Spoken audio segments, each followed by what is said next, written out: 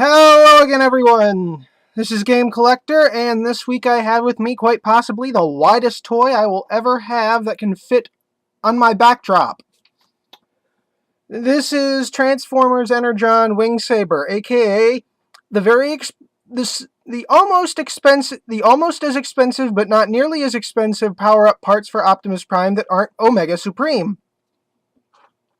Yes, it's a mouthful, but it's also blatantly true. This is his vehicle mode, or what's supposed to be a vehicle mode. I think he's supposed to be a flying wing, but I see a fake flying wing that's mostly brick. And I actually got him at a comic book convention in 2009. So he doesn't have a box. He came with both missiles, one of which is missing inside of a giant tub full of nothing but Transformers at the moment. But he did come with his card, which has his stats on it, so there's that. I'll have to read his bio off of the website that I go to read the bios off the websites.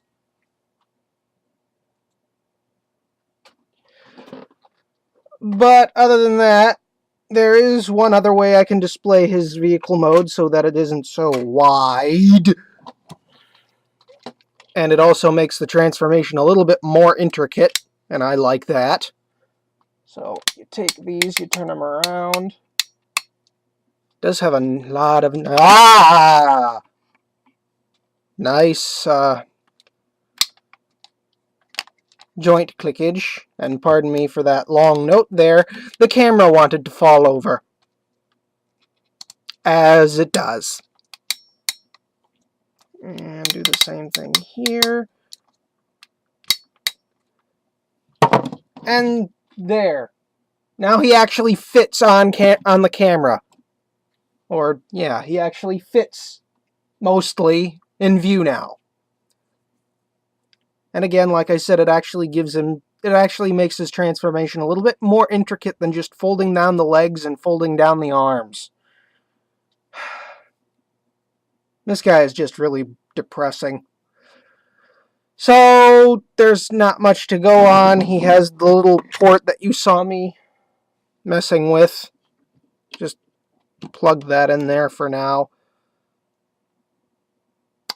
Yeah, there's not much else to say. Well, he does have the missile pods, but they're still usable in robot mode anyway, so we'll just get to that. So, let's see what I can do on camera without him, like, taking up the whole screen. First of all, take that off. I'm just going to do it on the other side so I don't have to repeat it. And then you pretty much just do this. Okay, scratch that. Keep them about this. Rotate around.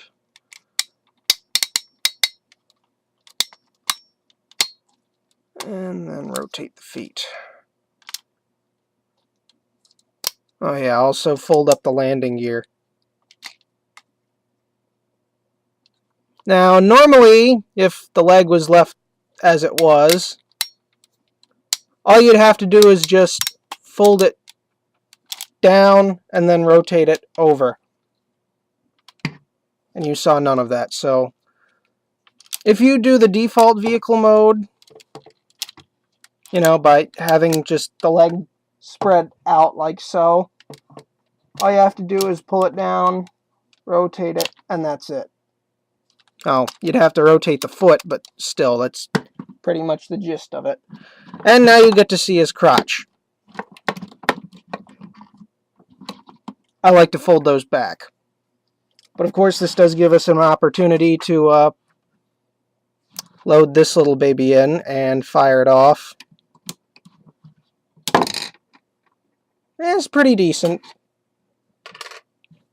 Bit of a hair trigger though, so that's why I kind of took them out and really don't care that they're temporarily gone.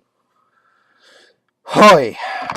And now let's go up to the rest of his body, and I also have a mini-con team to show you how horrible his posability is. Pretty much just make this go flat against his back. And then these little tabs here, right by my thumb, and there's another one here. These parts right here and here will essentially tab over and lock themselves in place. And then that's his head. And this is Wingsaber. Or should I say Brick Saber? Brickwinger? Whatever. He's a brick. Now, as I said, brought in a mini-con team just to show you how horrible his posability is. Because it's limited to that. Whatever. They're mini-cons. Yes. You can make his elbow just barely go up and go back down. Also, there's that. Other than that, he's nothing but parts for Optimus Prime from the same series.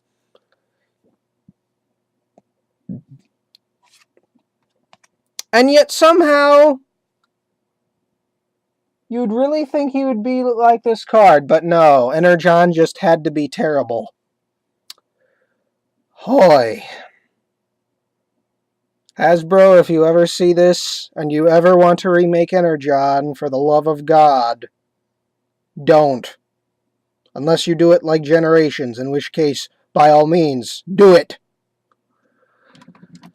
I have nothing but praise for Generations and nothing but hate for Energon.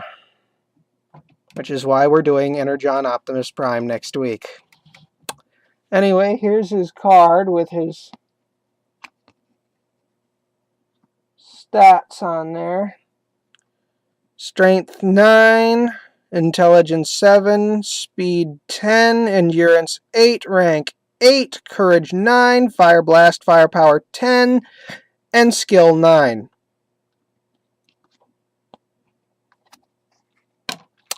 And now I actually have to read his bio because I don't have a box for him. Let's see. Oh, God. I always hated doing this before, but hey, whatever. Wingsaber served as first-class transport for members of Cybertron's High Council before he discovered his true calling as a warrior. His incredible speed and aerial skills have made him a valued member of the Autobot team. In jet mode, his stealth abilities allow... Stealth? He's blue and red. I wouldn't call those colors for stealth. Abilities for long-range attack have given the Autobots the upper hand during many offensive maneuvers. Wingsaber takes great pride in his standing with the Autobots and has proven his loyalty and devotion to Optimus Prime on many occasions. I am just so unenthused about this because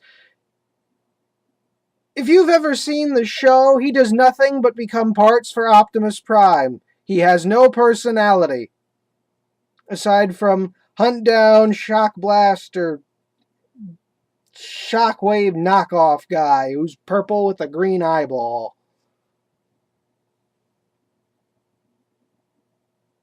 His ability to power links with Optimus Prime gives their combination robot form impressive flight capabilities.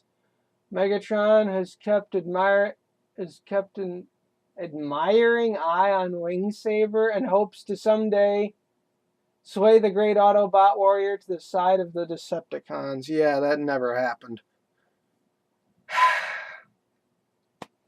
Even if he is a crappy action figure, at least he makes a nice display.